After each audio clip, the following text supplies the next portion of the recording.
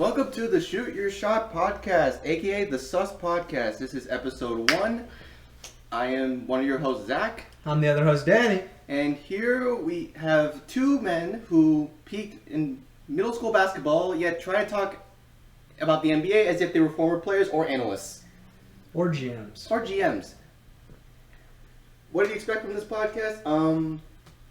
Everything that we say is our genuine opinion because we have no platform, so we can just say whatever we want, basically. Also, we don't know enough to correct ourselves, and frankly speaking, we don't care. We're not going to say anything that controversial. Maybe. Who knows, honestly. Who knows? That's why we're the Sus podcast. So anyway, to start us off, the first topic that we're going to be discussing today would be the future of the Golden State Warriors and what we think it would look like. Danny and I, we are big Golden State fans, and we both know that this current team is not the Durant Hampton 5 Warriors that we're accustomed to. It's Hampton 1. Hampton 1. If that one is even playing.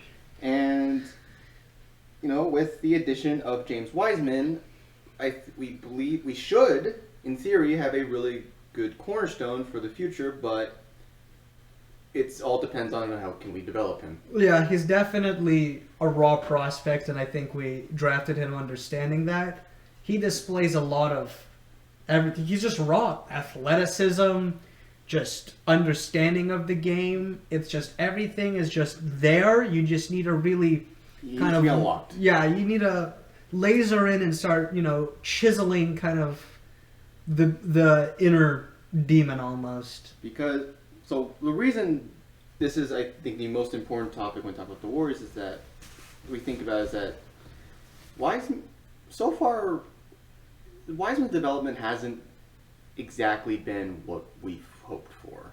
I think that definitely stems from the fact that Warriors have not had to develop a center prospect just in general. We haven't had to develop anyone in a while, and if you look at the last guy we really developed, it was Jordan Poole, and that took 2 years, and when we sent him down to the G League, I thought he was just going to be in the G League for the rest of his life.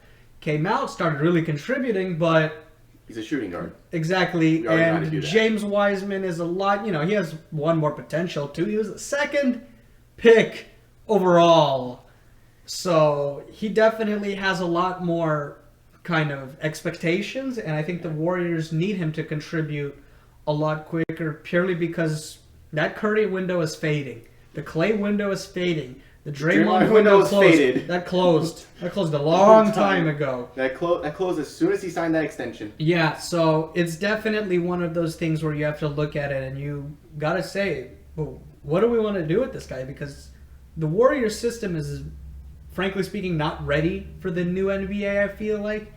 It is still viable because it is a legitimately amazing system. The Warriors' current system is a lot like the Houston Rockets' three-point bombarding system. It works, but it's not championship basketball. Currently, yes. Yeah, Formerly, it was just because of the level of players that we had. Yeah. The Rockets had Harden and CP3, which are some good players, don't get me wrong, but when you have Curry, greatest shooter of all time. When you have Clay, second greatest shooter of all time. Second greatest, and he has amazing defense. And then you got KD, one of the greatest scorers of probably all time as well. I'm not saying he's the best, but he's in that conversation for pure score, and he has great defense. And Draymond could actually average more than 4 points a game. Yeah, you're not going to be able to stop it. So it worked then, and the NBA was smaller now, but now you got guys like Embiid finally isn't injured every day anymore.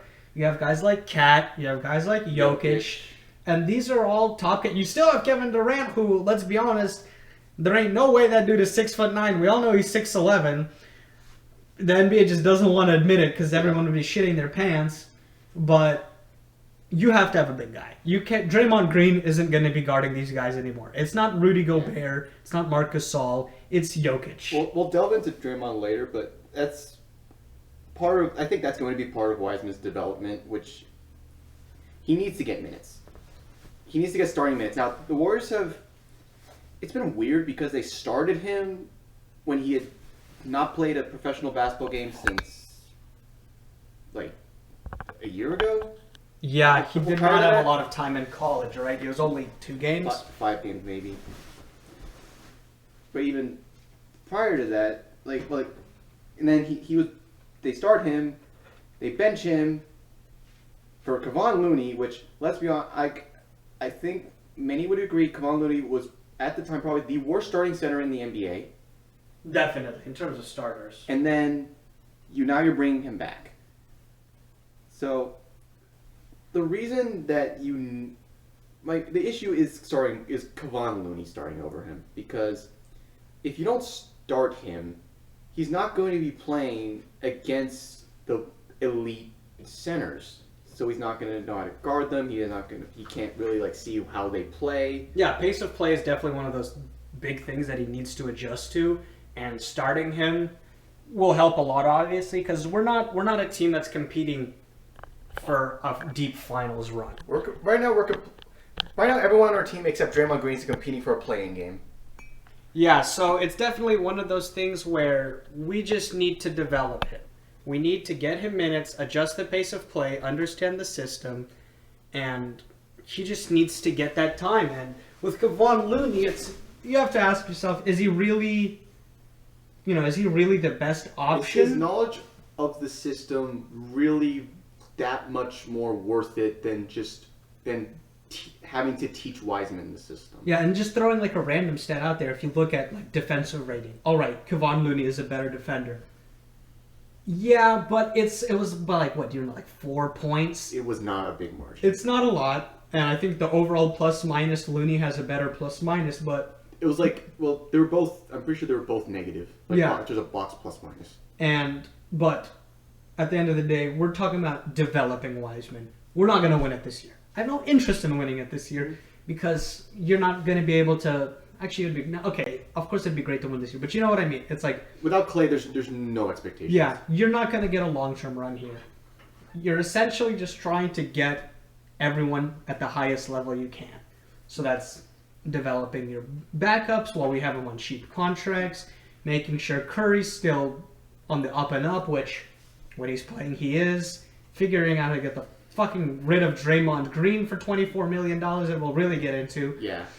So you just gotta focus on that. And I think they definitely started to understand that. Maybe it took a little bit of time, but these are professionals, and I think they understand that you gotta get James Wiseman in there.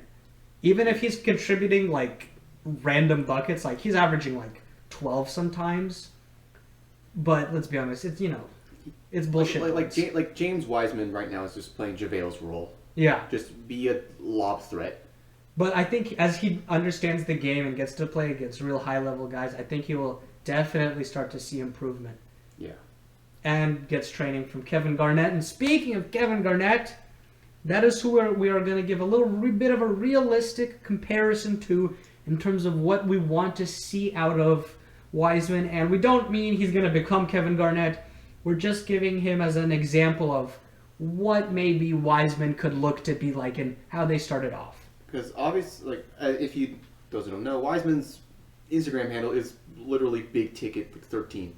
I actually did not know that. I well, seriously had no clue. His entire he looks up enough to KG. Yeah. And so, but the problem is, who is going to actually develop Wiseman into a KG? Yeah, really unlock that potential. Because there's two options. Either you hire KG, obviously, but does he want to do it? Does KG want to do that? Because remember, KG has this whole TNT Area 21 thing to worry about. No one watches. That no one watches, but he still has to do it. Yeah.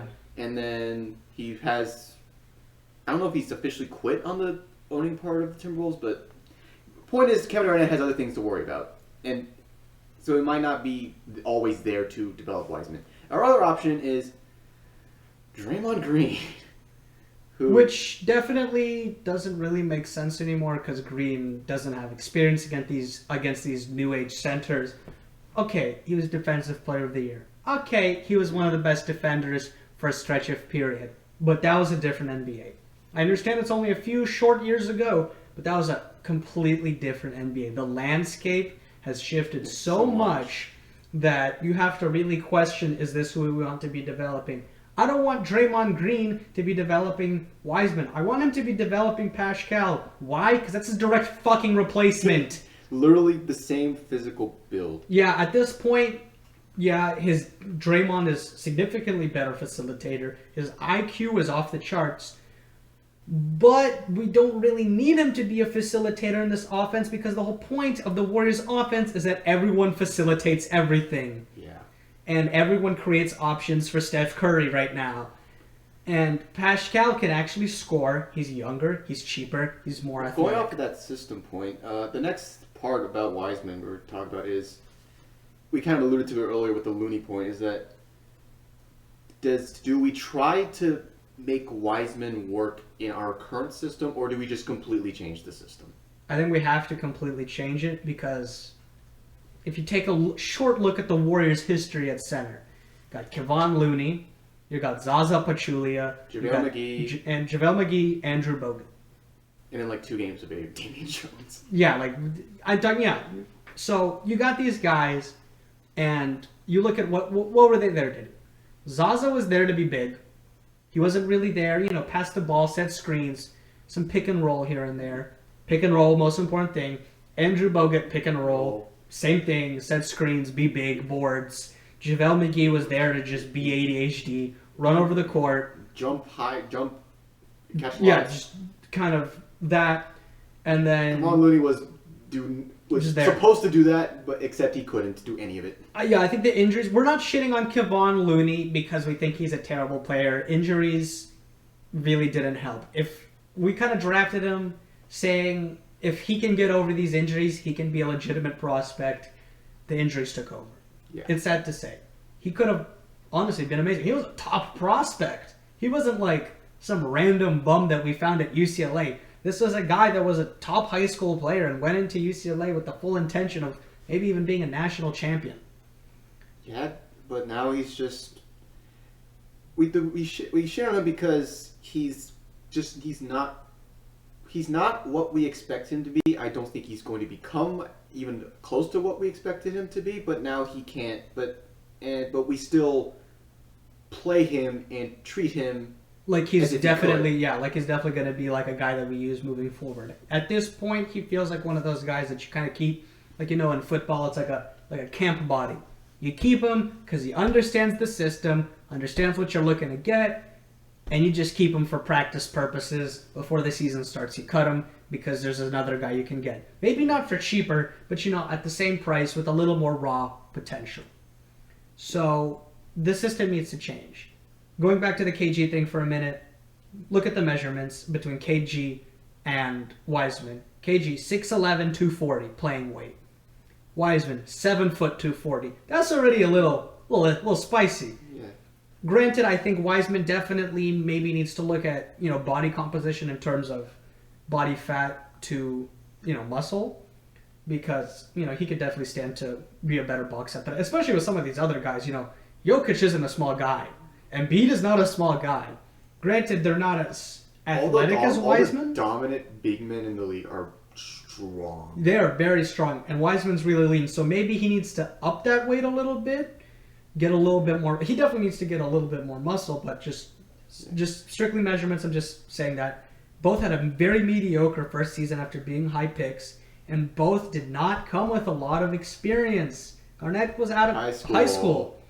So he also wasn't used to pace of play. Imagine if even Zion came out of high school. It's like he's used to playing bums, and now he's going against Jokic. That's not just a pace of play. That's everything. Or going against Steven Adams, who's actually as strong as him. Yeah. So it's definitely one of those things where I'm not expecting him to come out and just be rookie of the year, run away, start dropping 30 on every dude's head. But we definitely need to be like, where is he going? Where are we wanting him to be?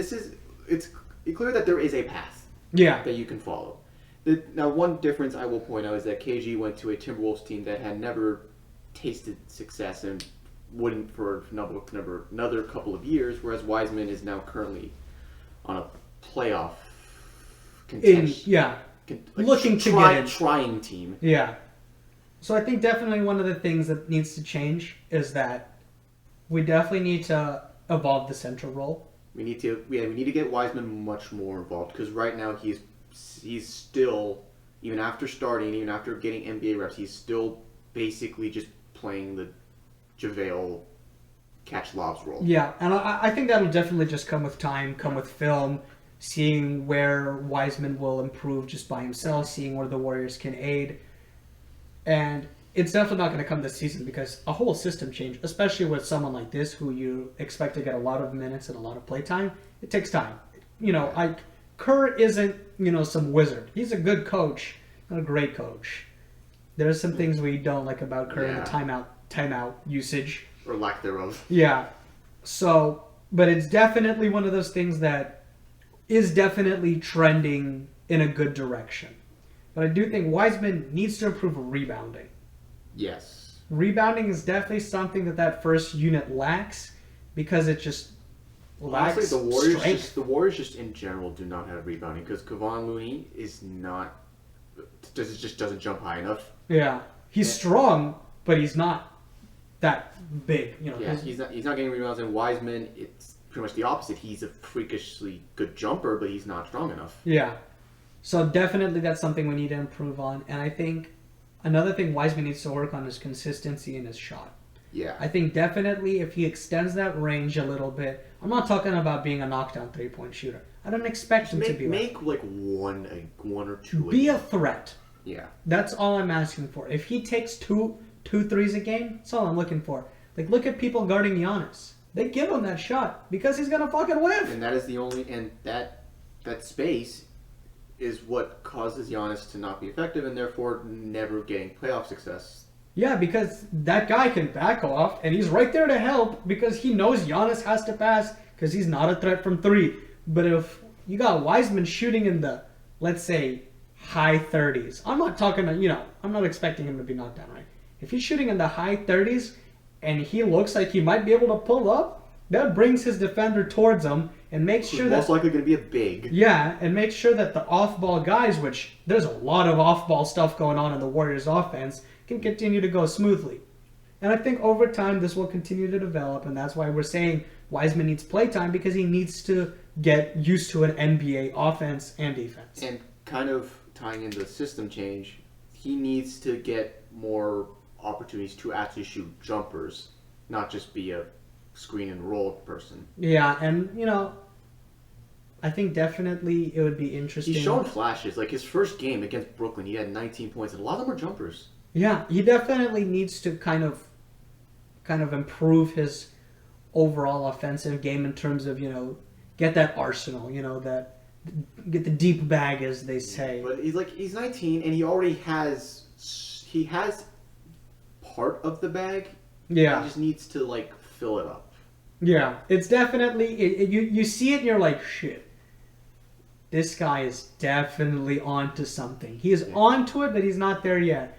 I think we give him more time because we're not expecting. It's like to what make people saw in Ingram. Yeah, a guy who has moves. He just needs to be able to use his bag against NBA players. Yeah, and same thing with Ingram was physically. You need to understand what the hell are you doing. Yeah. Ingram was a stick, and that's coming from me, who's a stick. Granted, he was a 6'7" stick, and I'm like 6 foot if I stretch my back out, but we're sticks. I understand that if you're going up against a dude like LeBron in practice, granted it's LeBron and not everyone's LeBron, but still, going up against any NBA player who's, even of a medium build with the same height as you, you're going to get tossed. Yeah. It's just not going to work out for you. With Wiseman, that will come with conditioning and just more reps. Yeah, so but that's not, there's not a crazy parallel between the two. My overall, summary of the Warriors Wiseman this year is that there are signs for Warriors fans to be optimistic, but there's also signs to be we could screw this up. Definitely. I see a lot of people on the Warriors subreddit who are just going crazy, he's a bum, he's 19. When it's the same thing that Curry said, or now he's 20, right? It's when they were 19, 20, they were looking for the next frat party. When these bums on the subreddit were 19, 20, they probably thought they were going to be a communications. They were posting that. Yeah. What do they know? We're looking for potential here, but as Zach said, you gotta be cautiously optimistic because we thought Poole was gonna just develop quickly. He didn't. He had, like, we thought Poole was gonna be like not the next coming of Clay, but like a Clay-ish, like an in between Steph and Clay. Like he has some ball handling, good shot, but not nearly as good as Clay. Yeah, we just expected him to come off the bench. And then he had a historically bad shooting. Yeah, he wouldn't even come off the bench of the G League if it was up to me. But we did definitely take our time. Took our time, and I think it's paid off. And I think we were able to take our time simply because we weren't as worried about him because he was that later pick. He wasn't number 2. 28th, I think. That sounds about right. Yeah. That's a guy you should like, you know what, if it doesn't work out, I'm not too worried about it. If he does, great. Throw him to the G League. Give him time against, G League. It's not a bunch of idiots in the G League. So, whatever. But Wiseman, you don't throw your number 2 pick to the G League, right? Yeah. You got to throw him right into the Wolves. So, yeah, that's our summary. Cautiously optimistic. Give him time. We'll see. Do you want to talk about the Steph's prime? Yeah, I think that's definitely what we got. Contract. Let's just keep on going in the order that we have it. All right, so Steph's prime, as we know, I think Steph is the greatest Golden State Warrior of all time, but he's 33, and My heart hurts. And not every NBA player is LeBron who can remain dominant past 35. So, where do the Warriors go, basically? Yeah, definitely. Like, look, if you look at LeBron, he's not what he was on the Heat. And he knows that, because he knows he was going to slow down. So it's like, does Curry change up his game? Because he's not LeBron. LeBron was just an athletic freak who said, all right, I'm a little older now, I'm going to play a little slower. But he's still insane because now he's playing still amazing basketball. He's just not running all over dudes. Which is still fucking amazing. But Curry, it's like, you can't slow down because our offense is built on speed. Built on you being fast off the ball. Yeah, and it's like, and you can't really change the system because then it's like, oh shit, I gotta learn a new system at what age? Yeah. So it's one of those things where it's like, what are the Warriors looking to do? Something that you and I have both agreed on. He has 2 years. Yeah. 35. After 35, Steph's my favorite player by far. It's not even close, and I do not have that much faith that he'll be that he'll continue this level of dominance in 35. Yeah, it's like, the injuries catch up to you. Father Time catches up to you. Father Time is undefeated. Yeah. I don't care if he's putting in half of his contract into whatever the hell LeBron is doing. He's not going to be running the way he is in a few years. And maybe he is. Maybe that magic number's 36 and not 35. The point is that window is closing, and I guarantee you he's not going to be doing it at 38, 39. That would just be amazing. Steph would be in the consideration for the GOAT at that point, doing it an Iron Man play. Not Iron Man, he doesn't. Whatever. Yeah. So, one of the topics Zach had was, do we expect to be championship contenders within the next 2 decades? Because that is the reason I put that in, because when teams go through a rebuild, you can obviously say, oh, we were building to have build a championship team. Yeah. But for some, that's just not going to happen. Like, look at the Timberwolves. They've been rebuilding ever since they traded KG. Yeah. So what I had was that 20 years is a lot of time, and in my experience, if you look at the average team, if you look at like a full rebuild, I mean, like, we were shit. How long from we're good now to we were dog shit did the real changes, the good changes start coming in? Because if you look at the Nets, they were dog shit for a while, and then you're like, what the fuck, they have everything. So for me, it's, let's say, 3 to 5 years. About. When you start bringing those good deals, you get some good contracts, some rookies start developing, and all that. 3 to 5 years. I'm not talking about the years where you were fucking up. I'm talking about a turnaround. When you started making good decisions. Like showing promise. Yeah. The Warriors can do that. Bob Myers has showed he has an eye for talent. He has an eye for talent. They are in a pretty good market too. They're in a good market. They're not, Minnesota. They're not LA or New York, but it's still California, and they are a historically, not historically, they're a storied franchise. Storied franchise. There's a reason the Warriors are one of the highest valued teams in the world. We have a clearly exciting brand of basketball, even still, because the brand of basketball hasn't changed. The players have. So it's still somewhere, if we start showing promise, we start winning, and obviously we show the money, yeah, players will come here. Lord knows we'll give you overpaid contracts. Yeah, so we'll give you the money. We can turn it around. So we only need 3 to 5 years, right? Within the next 5 years, do I think we can be a championship team? It's really a toss-up. I want to say 50-50, but that feels optimistic. For the next five years, I say no. If we make if each decision we make is the perfect... It's perfect. I mean, amazing. Wiseman develops amazingly. Next, the draft, we get Suggs, instant contributor. Clay comes back. It's like he didn't skip a beat. Curry is ready to be an MVP again.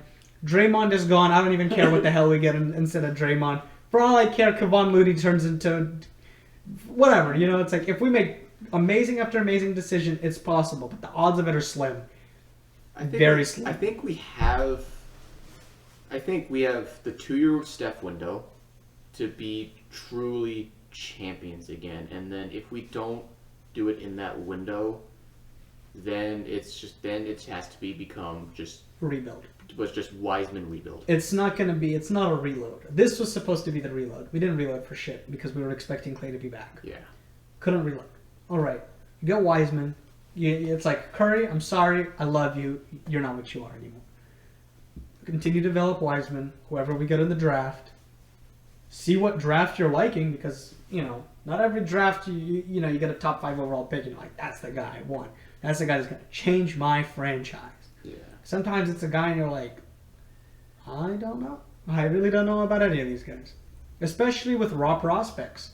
Yeah. Like James Wiseman, it's like, damn, this guy could be the best player in the world, but at the same time, he could be rotting on my bench. A good example of that raw prospect risk that you take is Giannis versus Michael Kidd-Gilchrist. Yeah. Giannis was a raw prospect. 2-time MVP, some say he might even win a third. Yeah. Michael Kidd-Gilchrist, I don't even know if he's in the NBA. He might still be on the Mavericks. Is he still in the Mavericks? I'm pretty sure he's in the NBA. No, but it's just one of those things where it's like you look at Giannis' rookie year and you're like, no fucking way this guy's in the NBA. Who last played for Dallas Mavericks? Michael Kidd-Gilchrist isn't even in the league anymore. Okay, then never mind. But it's one of those things where it's like, can you develop? Do I trust Warriors development staff? Yeah, do I trust a team that has only developed guards to develop a 7'1" athletic center? Yeah, it's one of those things where we don't want to go too much back on it, but it's like it does influence your decision. Our future rides on that. Yeah, it definitely does, and it's also one of those things where we clearly no team cares about the cap. Cap's gone. There's no such thing as the cap. Every team plays luxury tax besides 4 last time we checked. It's not even because they can't. They don't want to. It's just that there's just no players. There's no players. And it was like the Kings and some other bums. No one wants to go to these teams. They're not going to pay anyone because they'd have to pay past max at that point because everyone is handing out maxes. Drew Holiday just got 160 by 4, right? Yeah. So everyone gets a max. So it doesn't matter. So clearly it's not a cap issue. It's just one of those things where you need to start developing cheaper talent because Curry right now is making somewhere in the 40s. Clay is in the high 30s. Sorry. Draymond Green is making $24 million a year because, what the fuck. Wiggins is making 30, low 30s. Oubre's gone, so it doesn't really matter. But that's a lot of money to a lot of guys, and some of them aren't really contributing at all. I'm, no fault of Clay. He doesn't want to get injured. But that's $30 million. Yeah, down for nothing. Yeah. Draymond Green, we'll talk about him later. $24 million. There are probably 3-4 players that are making $6 million less, contributing damn near double the overall. So a lot of it rides on that. Another part about the whole what do the Warriors look like after Steph's prime is obviously the Splash Bros. We touched on like because what do you? My question was, what do you do with them? Because Hope they retire into the sunset. Honestly, it's one of those things where it's like 33. Whatever. Steph's gonna be a free agent soon, eventually. He's gonna have some gas, but he's gonna also want some money. I think Steph might be. We might be in a lucky position where Steph would take a big pay cut purely because he would. I think Steph would realize that I've made so much money. He's made a lot. He has, the shoe line. It's one of those things where, do you want to win? Do you want to make the money? Same goes for the Warriors. The Warriors want to re-sign Steph for so many reasons. Same with Clay, because both of them are going to be aging. Draymond's gone. I don't give a shit. There's like no interest. There's no, whatever. We already gave him a sweetheart contract. These two guys bring in so much money in jersey sales. People love seeing them. People love the players. Love everything about them. But can they win? These are guys who are at the end of their free agency are going to be fucking 35, 34 years old, mid-30s. I understand the NBA can, science and technology has taken us to newer heights, but damn. Like that. Can they really championship level offense in your 30s and defense? I think LeBron has AD. I think what the Warriors could do is, well, first of all, convince them to take much smaller contracts. Way less money. Like, we're still going to be over the cap. There's no question there's no if way. we're going to be over it or not. We're going to be over it. They'll pay it. Owners have so much money at this point. If they're winning, they'll pay for it. But the question is, we don't want, the cap is what, 109 million? Something like that? Something like that. It's We're already in like we're in 170s. 170? They don't want to be over 200. That's so much in luxury tax and paying them, it's just insanity. So you gotta be like, you guys need to take a pay cut because let's say the limit is 180. Give our own cap. We got our own cap, right? The Warriors got the money. We make the money. No problem. 180. You still gotta have these guys take a pay cut because we still need to bring in someone because Clay's still gonna be fucking old and possibly crippled. Yeah. And Wiggins is still going to be making a lot. So we need to bring in one depth. And, thank God it's not at the point guard position anymore because I think Manning and Poole are solid backups. Not starters. Backups. Also, the point guard position isn't as important anymore. Yeah. So I think you definitely need a backup shooting guard, power forward, and center. And you got to pay these guys. Some people are going just because they got the promise of winning a championship. Montrezl Harrell was making freaking peanuts on the Lakers. Imagine if the Warriors had Montrezl Harrell. That dude would have been starting 42 minutes again, whatever. He'd be playing fucking games after we're done just because he's Montrezl Harrell. How the hell did we sign him? So it's definitely going to be interesting to see what a realistic scenario I see is the Warriors making Wiseman the focus of your offense, running kind of like what the like the Sixers are doing, or like I guess like the 2000 and, I don't want to say bring up 2012, but like what the Dwight Howard Magic that made the finals were. You have a dominant big man who can score on his own, create his own shot. If he gets double teamed, you have shooters, Steph and Clay, to pass back out to, which I think would work because it would benefit Steph because you're now no longer running around the entire damn court off screens. Yeah. You're just waiting for a double team to happen. I think that would definitely be a very good case because it's just, go on their knees, they're not 70, but still, you still want them to play 82 games. You'll obviously throw in some rest games, Yeah. Left knee soreness. He looks perfectly fine. Left knee soreness. Shit like that. Injury management. But you need him healthy in the playoffs. Yeah. And I think that definitely goes back to changing the system and developing Wiseman. If you develop Wiseman and this guy is, this is a guy that you can get 20, 25 a night from by himself, creating his own shot. 20 and 10. Yeah, if he's creating 20 and 10, I'm not talking about next year, maybe 2 years from now, this is Curry, Curry and Clay are like, my body is starting to say it's time. And you got Wiseman doing that shit and you make that the system. You got a viable ass system right there. Yeah. Especially with Wiseman because he is very athletic. He that Dwight Howard was good, but this Wiseman can run all up and down the court. We've already seen Wiseman get a rebound and take it 94 feet by himself. So I'm not too worried about that. So I think we should move on to the next topic. To Draymond, yeah. Which we've basically talked about already. But Draymond's contract. Now, Draymond's an interesting player because if you look at a lot of fans will say, oh, you keep, Draymond is such a, he knows how to win. He's been an integral part of the Warriors championship. You can't get rid of him. Or you have guys like me and Danny who say he's getting paid $20 million over to this, just this year, and then he's going to be making $27 million when he's 33, 34. Yeah. Give you to pass and play kind of good defense every once in a while, because the main argument is that he's such a good defender. All right, John Collins just dropped 40 on your ass, damn near. Yeah. Rashawn Holmes nearly had a 30-point game. Okay, you're not what you used to be, and the game is so different that we don't expect you to be what you used to be. But it's one of those things where, we love Draymond. Draymond is, he's an energy guy, locker room presence. Currently, he's not worth it. Yeah. But both of us agree, if Draymond was able to contribute some points, 10 to 12. Yeah. I'm not expecting him to average 18 a game, create his own shot. Just reach double digits.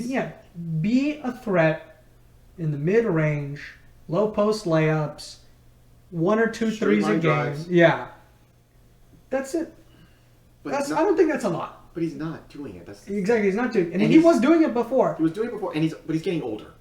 So all of those things are less likely to happen. Yeah. And I definitely understand. We gave him a nice contract as a thank you because he wasn't making a lot before. I get it. But he's a bum right now. He's facilitating the offense for $24 million a year. He's just basically a bigger Rajon Rondo for triple the money. Yeah. It's not worth it. I think you trade him for the simple fact that you'll get something. One, it frees up cap. $22 million, that's a lot of fucking money. That's a whole ass another new great player. And I'll talk about or two decent role players. I'll talk about who's making less and how much better they are. And we talked about it a little before off the podcast, but just to bring up some points. So you trade him because let's say you release him. He's gonna get picked up. Yeah. 100%. Some lowly team will pick him up because of that leadership, that locker room presence. Or a contender that needs to get over the hump and wants a guy with championship experience. Yeah, as a guy that comes off the bench for even, let's say, $10 million a year, Draymond Green's not a bad player. He can really facilitate an offense. He's very good at that. But a starter who makes 20 over 20. So, yeah, I think you definitely have to move. So you had some stats about Draymond. So for just context, here's how much he's making. This year, $22 million. Obviously, this is all about, whatever 0.1 I don't really care that much about. 22, then 24, then 25, then 27, free agent. That's a lot of fucking money. I don't care how much the cap goes up. We're so far over it. Whatever. Here's 3 guys that are making less. Domantas Sabonis is making $18.5 million for the next 3 years, including this one. 3 years. Then he makes $19.4 million a year, and he's a free agent. And he's also fucking under 27, 25. So that's one. Julius Randle makes 18.9, 19.8, then becomes a free agent. Aaron Gordon makes 18, then 16.4, and then becomes a free agent. So let's talk about how much better they are. All of them score at least double, or in the double range. They nearly have double the boards in the case of Sabonis and Randle. Green and Aaron Gordon are roughly the same in rebounds, about 4.5 or so. But they do have 2 to 4 less assists. But that's only 2 to 4. 2 to 4 less assists for nearly double the offense. And Draymond Green's one of his only offensive contribution is passing. Yeah, and in the case of both a Julius Randle and an Aaron Gordon, I think And even Sabonis, in terms of locker room presence, I think all those guys are good guys from what we hear. Not involved in a ton of drama. They're not going off and friggin' Deshaun Watson 20 civil lawsuits. So locker room presence, and I think at least in the case from what I think in Julius Randle and Aaron Gordon, these are guys that were top. They were like the main dudes on their team. Like not Aaron Gordon currently in Denver, but Aaron Gordon on the Magic and Julius Randle on the Knicks. This is their number one option, basically. They are the leaders. So does Draymond Green really out-lead them when Draymond Green, when you have Steph Curry on the team, do you even need more leadership? You can think of it as like, what did they lead them to? Because Draymond, I've always said he's not the heart of the team, he's the mouth. Yeah. He just talks, but he has won championships. That's true. And Aaron Gordon has won 2 playoff games in his career. Aaron Gordon didn't have the greatest set of health. Julius Randle, I don't think he has never made the playoffs. Sabonis, I don't think he's won a playoff game. He's won 1, and that was when he was a rookie in OKC. Yeah, but definitely I agree with that. He's not there, but it's more of a thing where Steph Curry is still probably going to be the main leader. Let's say they're on the Warriors. You already have people who are leaders. Yeah. You still got a Clay. Even let's say he's not there. He's still showing up to these practices. He's still there. They're paying him $37 million a year. Still going to the games. At least he can fucking do a show up for a fucking practice or 2. You still got Curry. Curry is not the craziest, most vocal guy, but he's a leader. He's like Tim Duncan. If he speaks, People listen. You listen. Exactly. Didn't Wiggins exactly say that? Like something like that. It's like when Curry speaks, people listen because he has experience. He's experienced, and he is. Let's be honest. He's better than anyone who's listening. Yeah, he understands the fucking game. So I definitely think these are just some comparable players in terms of salary to what Draymond is making. But okay, so then let's talk about play style, because Randall, post up shooter, not shooter, like a scorer. Yeah. Sabonis, post up facilitator. Aaron Gordon, shot-ish creator, whatever. I think he's probably the most realistic person in terms of like, we were both talking about mobile big. Yeah, if we wanted to replace Draymond, Aaron Gordon. we would want Aaron Gordon. We'd probably give up Oubre too because Oubre's going to be gone. So, obviously, we kind of see one of the points Zach made is that, we're still in it this year. So bringing a new guy in who has to learn the system and all that shit, and is still going to be gone the next year. One of those things where like, I don't know. And probably won't be back because we ain't got the fucking money for him. Yeah.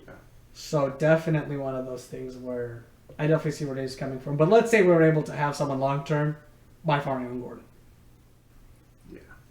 At least of the definitely at least of the 3 you mentioned. I'm trying to think of, because with the Warriors' power forward position, unless we change the system, which I think we should, but assuming we don't, because let's say we keep Kerr and we just want to keep his system for as long as he's on there. Who else is like a power forward who, let's be nice to Draymond, let's say can guard all 5 positions, even though let's say 4. Yeah. All 4 positions, not including centers, because he's too short and not strong enough. Let's say who is a guy who can guard 4 positions, but can also be a facilitator.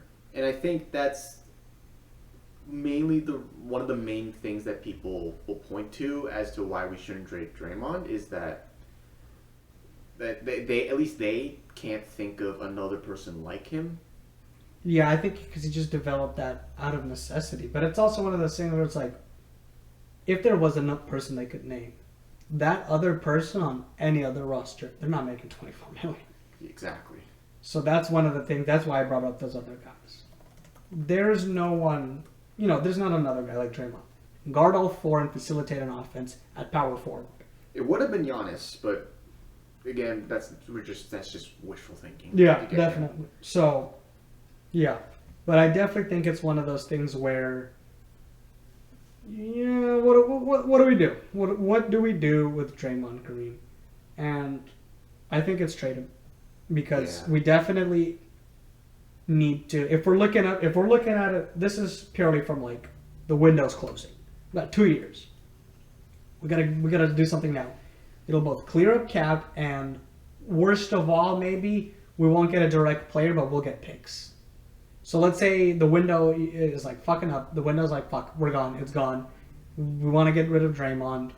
What are we gonna do? Trade him for 3 second rounders? I don't know. Just throw in something really random out because I don't think any team will give any firsts for Draymond unless it's a late first. Also, fun, just random stat to throw out there. Draymond is the 12th, has the, I believe, 12th or 12th worst PER out of all power forwards. Yeah. Just to give an idea of the people how bad his PER. He has a worse PER than Juancho Hernangomez. Yeah, that's not really good.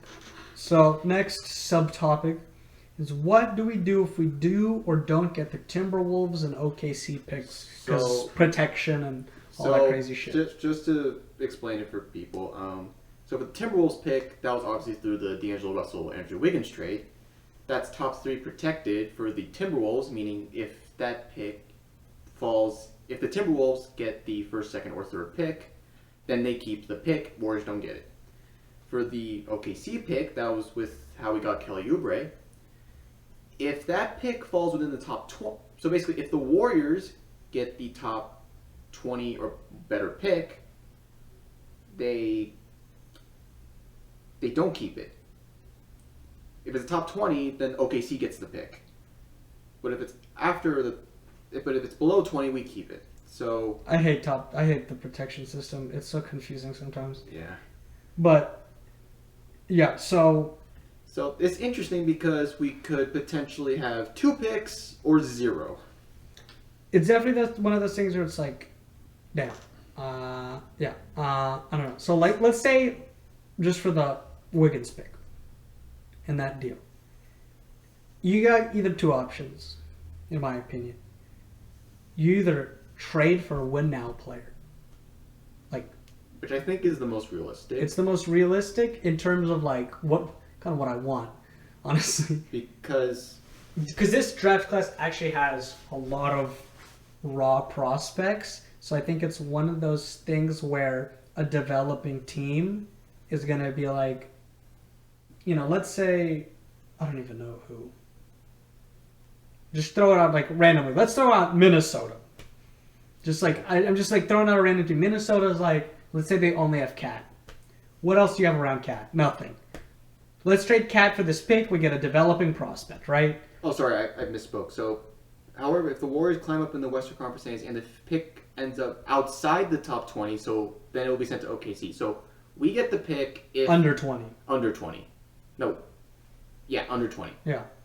So, which does change things, but so the reason I say that trading the pick would be most ideal is that, remember, it's top 3 protected, so at best we'll get 4th.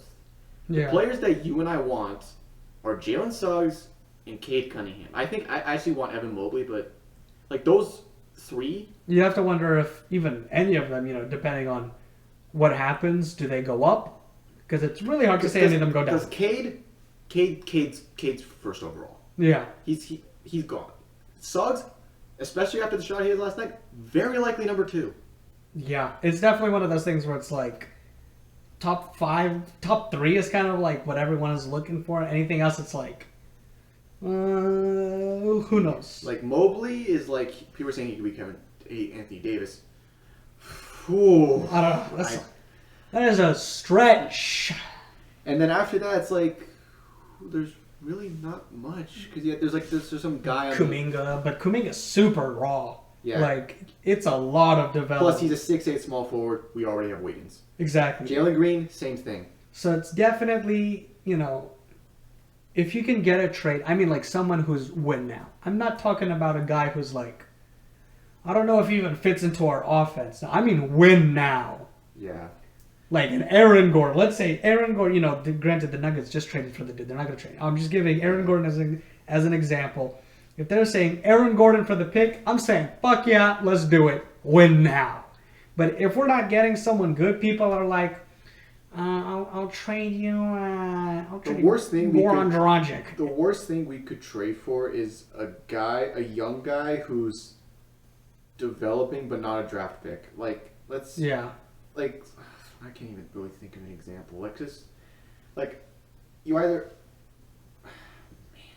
But it's definitely one of those things that if you don't trade for a win now like a John player, Collins, a guy Oh, who's yeah. he's like, I mean I still think he'd be good, but like his contract is up. I think his rookie extension would be next season, but so as win now as it he's gets. young, so he's not reached his potential yet.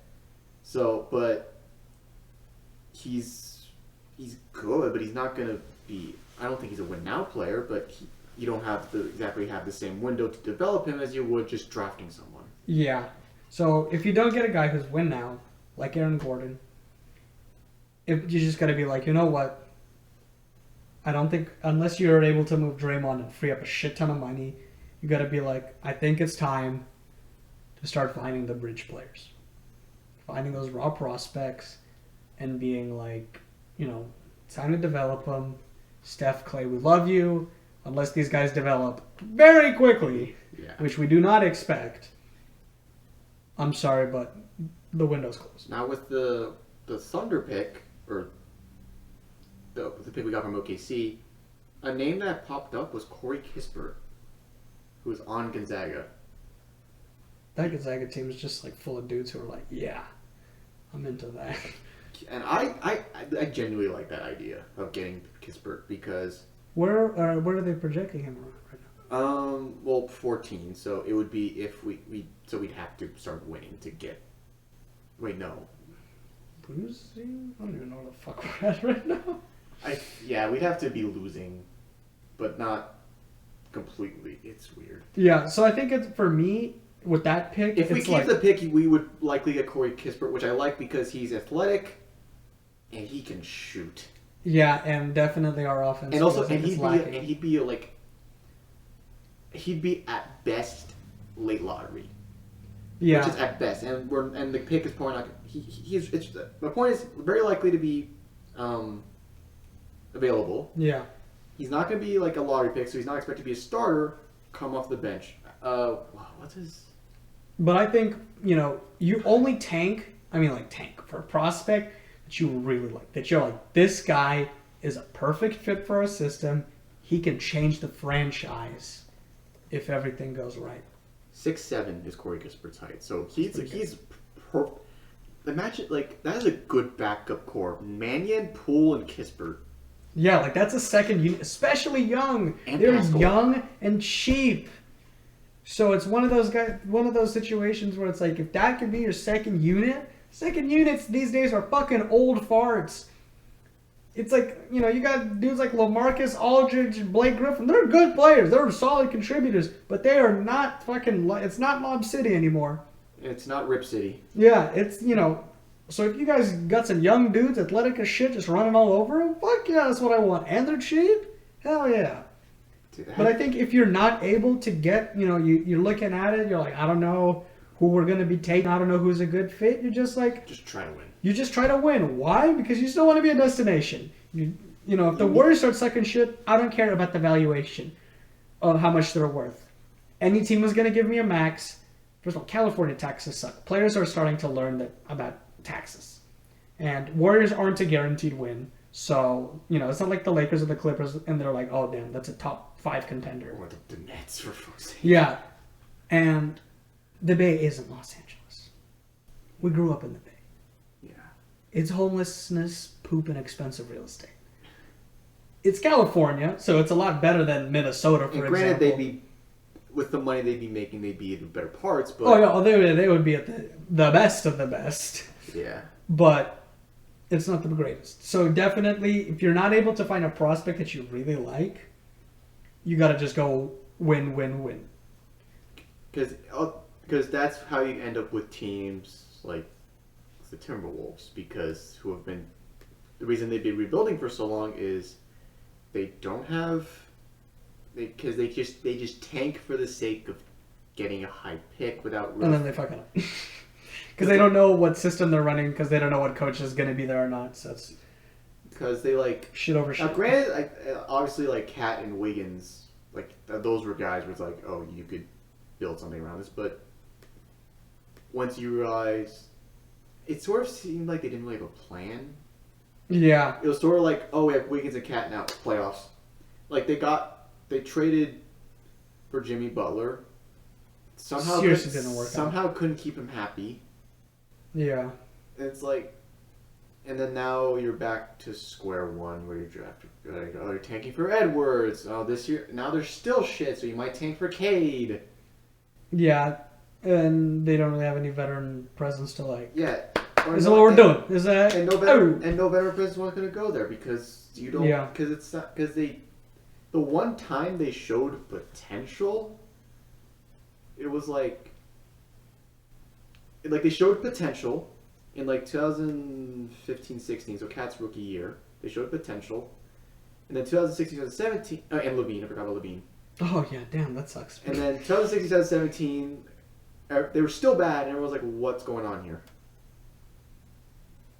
And then 2017-2018, you're basically saying, okay, now we need to trade Levine for Butler. Which then you ended up trading a future All-Star for one season of a guy who then shat on your entire team. Yeah, so next, do you want to go into this article or do you want to go to the tournament recap? I don't really know what you want to talk about because the article is basically what we kind of whatever, like the Kispert you were talking about at 14. True. Yeah, so just to recap the whole Warriors topic, develop Wiseman. I think he's here to be your main core player.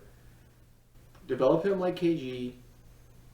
Find a way to keep Steph and Clay, but like alter the roles. Find a way to get rid of Draymond. At least try to get rid of his contract. For potential. Like if you were to get a shit ton of picks, the Warriors are pretty good at finding deep value. And then with the Timberwolves pick, I mean that the picks with Timberwolves and OKC, that basically just comes down to whether you actually get them or not. Yeah, if you get them, I think the Warriors have tons of plans. If you get it. The odds are in our favor because I think it's like 50% that we get Minnesota. Like they only have a 40%. 60%. I think it was 60% we get Minnesota's, and then we're in like the right now. We're in like the perfect position to get the OKC pick. Yeah, so it's just one of those things where it's like I don't know, and God bless the lottery because if it was football, Warriors would have a 60% chance of the pick winding up as the number 4 or number 5. So yeah, trade gone. So now to go down a level of professional play, the NCAA.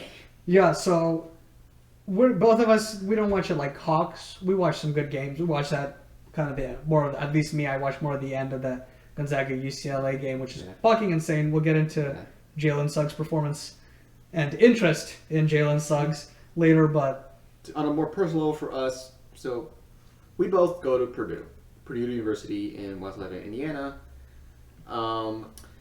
Boilermakers are dog shit. God damn! Didn't exactly do so well in the recent tournament. Quick upset, like bang bang, we're gone. But it was like, damn, life is pain.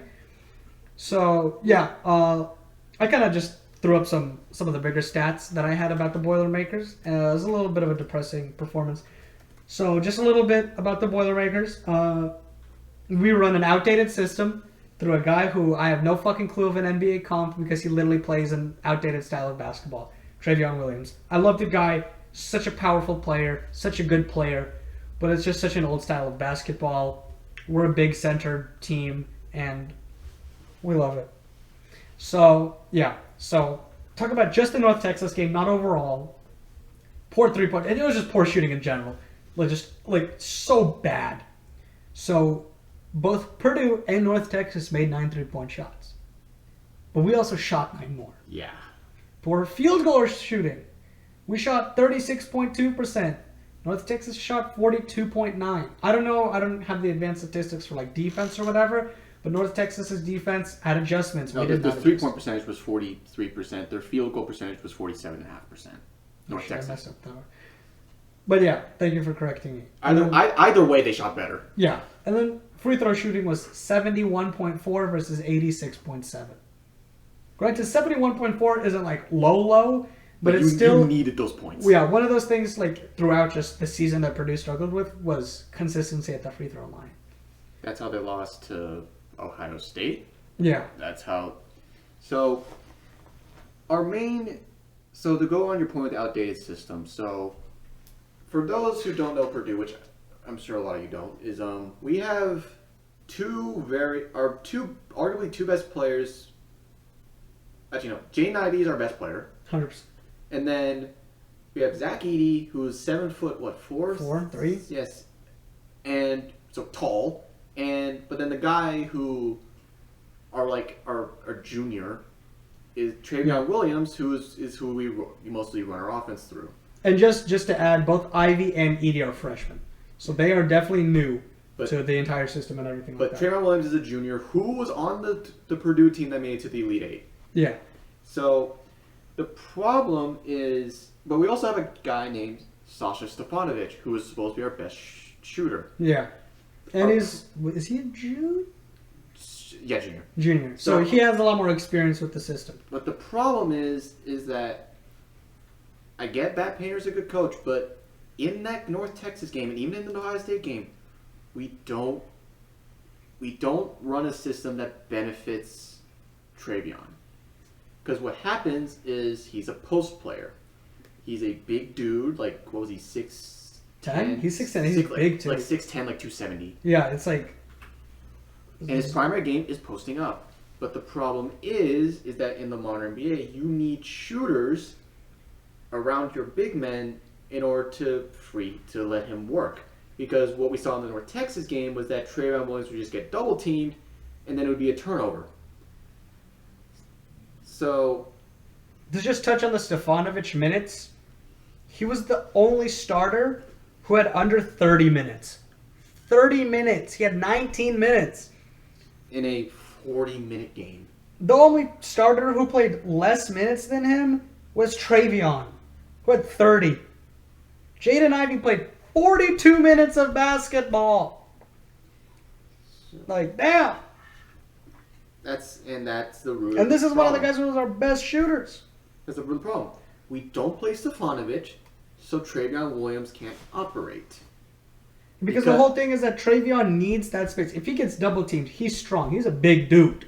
He's very powerful. But two guys? 2v1. He's still a college basketball player. We're not talking about Zion. Zion is just a freak of athletic nature. Travion Williams is good. He's not one of the strongest college basketball players we've seen ever. So you need someone to stretch the floor, get out to the three-point line, be a threat, so that Travion can do his work down there. So when you're not putting out your threats, you got guys shooting like freaking Aaron Wheeler, 0 for 2, Brandon Newman, 0 for 2 from 3. These are guys that aren't stretching shit. I'm talking about like more bench guys. But it's like, even Ivy wasn't shooting well, 4 for 12. Stefanovic was 1 for 3, and he's probably our best shooter. Mason Gillis, 1 for 2. I don't know why the fuck Mason Gillis is even shooting threes. But, you get the point. Our offense is so lackluster, voice crack included, is so lackluster when everything's just piled in the middle, because then you're like, oh shit, we got nothing else. Exactly. Because you're not creating shots. You just got Travion being like, I'm stronger. And that works, but, at the end of the day, these people, North Texas can watch tape. They looked at the tape, they said, damn, this is an easy system. If we just pack the middle, which they did. Yeah, we just stop. As long as we stop Travion, the only other threat is Ivy, who's a volume shooter, but not a percentage good shooter. And they're not going to play, and they're just not going to play Stefanovic. Because we don't have enough. Purdue isn't this amazing program with tons of deep talent. We're not Duke or Kentucky. So we do not need. They didn't need to stop all of the shooters on the court. They needed to, 1, be able to quickly double Travion, and 2, be able to play hard defense on 3 guys at a time, not 2 other guys. If you got Ivy and Stefanovic locked down, what else are you gonna do? What? Huh? Nothing. Eric Hunter, I didn't see him do anything. Eric Hunter made a single basket.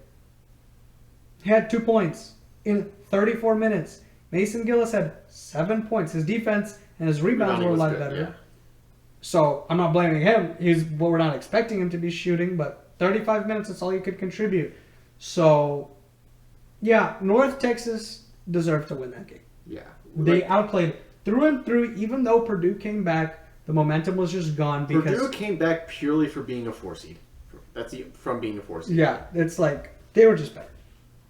North Texas deserved that game. So yeah, that's kind of our, and it's one of those things where it's like also in overtime, Purdue was held scoreless until less than 30 seconds in overtime. 30 seconds. And Shit. my main issue is that North Texas upset, exact same format as the Ohio State loss. Yeah. We do absolute shit in the first half. And I think in this game we were down by 8, which obviously is not a blowout, but against a 13 seed it might as well be. Second half, we start bringing it back. Second half, Ivy makes a couple threes, gets us back in the game. After he gets us back in the game, we don't give him the ball anymore until it's too late. Travion Williams forces overtime. We get to overtime, nothing. The performance is just not there. Gone. It's just Down the drain. Yeah. So next thing about the NCAA is how many upsets is too much. This year we had a historic amount of upsets. It was like the highest average seed that was playing ever. So just how much, in your personal opinion, how much is too much? I think because what they consider an upset is when when it's a double-digit seeded team. Yeah. Beating another, maybe like obviously not 9 and 10, but it'd be like, I forgot what the difference was. Maybe like a 6-7 seed difference. But I think it's hard to put a real number. Yeah, it's one of those things where you definitely just can't be like 3. Yeah. But This year was too much. Yeah, it's like, I definitely liked to see, every year you like to see a Cinderella run. I loved seeing Loyola try to make a run. You love seeing UCLA make a run. But I think 2 runs is good in terms of like Cinderella stories from kind of each half of the bracket. But like every game was like upset. I'm like, dang, that's a lot of upsets. Oral Roberts, North Texas. Ohio State was gone. I don't even remember who beat them. It was Oral Roberts. Roberts. Then you have the one with James Preston. I don't even remember. The Virginia lost to a 13 seed. Oh, was it Utah State? Oh no, I remember. I forgot. Oklahoma State made a. Oh yeah, Oklahoma State, the 12 seed. Oh yeah, UCLA got to the Final Four as an 11 seed. Yeah, it felt like a little too much almost. Where it's just like, dang, your seedings were. It no longer looks like. It felt special. It didn't feel as special. Yeah, because what makes upsets, it has to be an upset, meaning you don't expect it. Yeah. But when like half or like a third of the top teams aren't playing, then it's just like, oh, you just didn't. You just messed up the seedings. Like Purdue at 4, it's like we watched the games. They didn't feel like 4 seeds. They didn't play like 4 seeds all season. So it's just one of those things where it's like a little too much. Because then it no longer becomes, wow, this underdog team played the game of their life and won. It becomes, oh, another top team not playing to their seeding. Yeah.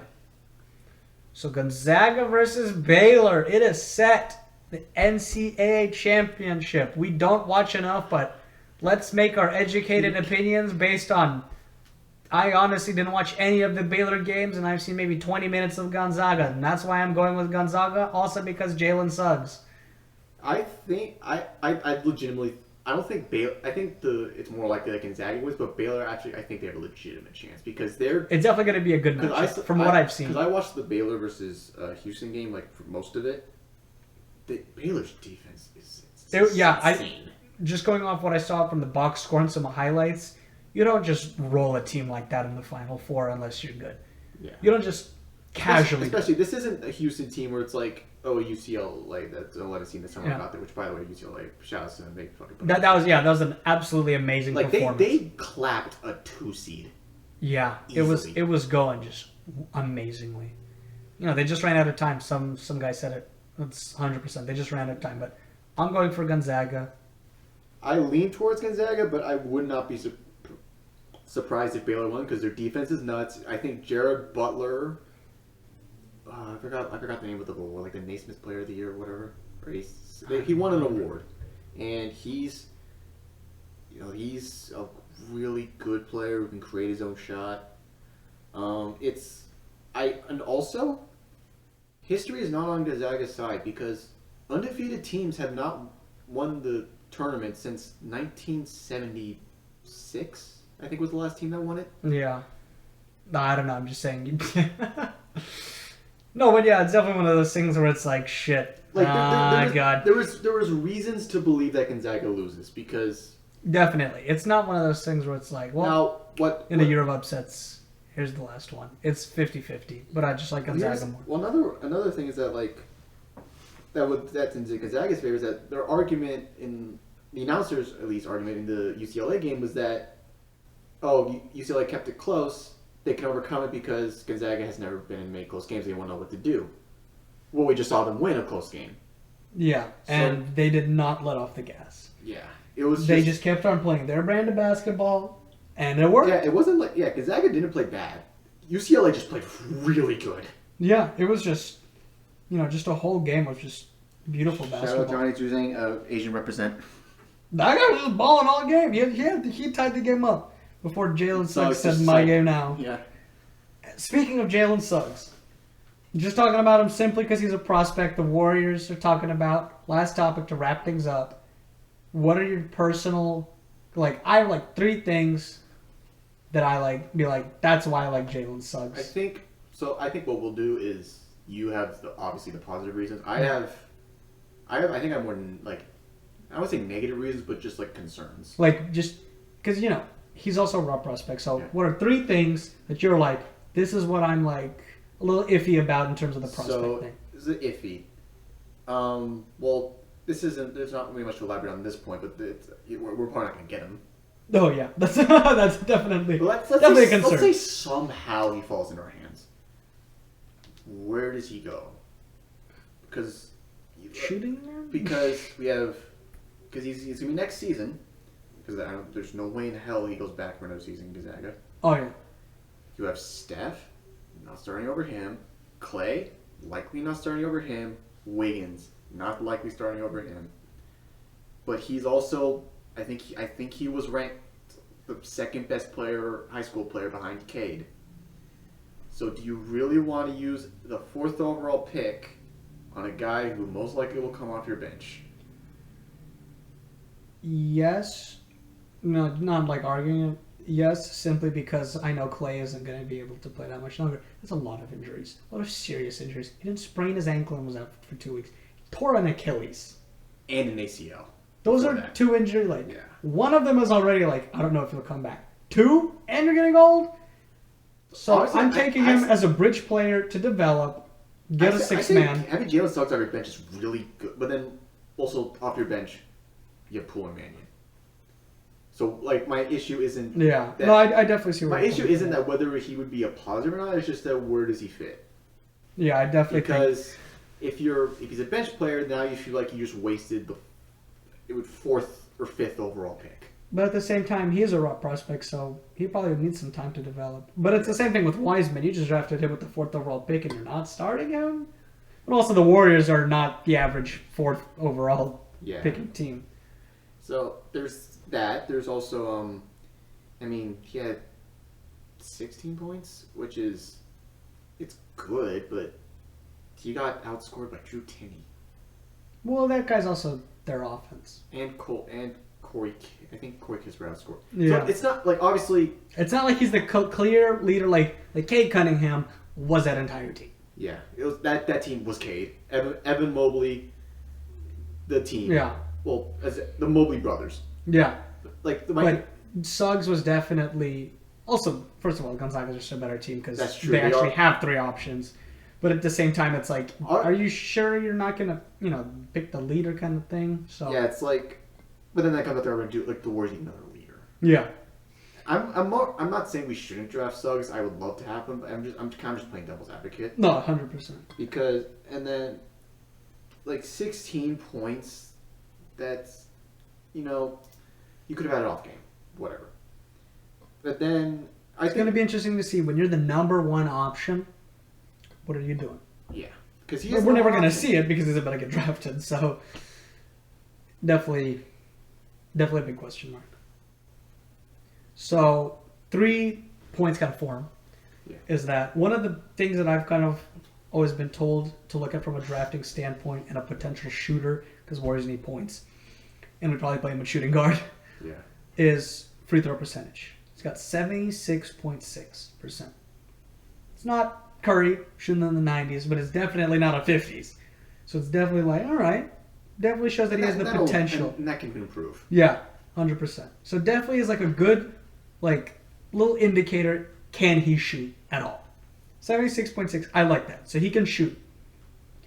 Next is the clutch gene. This is the biggest thing of all. We're just riding off that hype wave a little bit as well. We're just excited. Recency Clutch bias. gene is there. If he's a bridge player, Curry's gone. Curry was a clutch player. Who is the new clutch player? Jalen Suggs from fucking half court, basically, from the logo. Man just pulled up. Biggest game of the season at the time. Yeah, that's what I loved. Last thing is super athlete. He was a top recruit in football.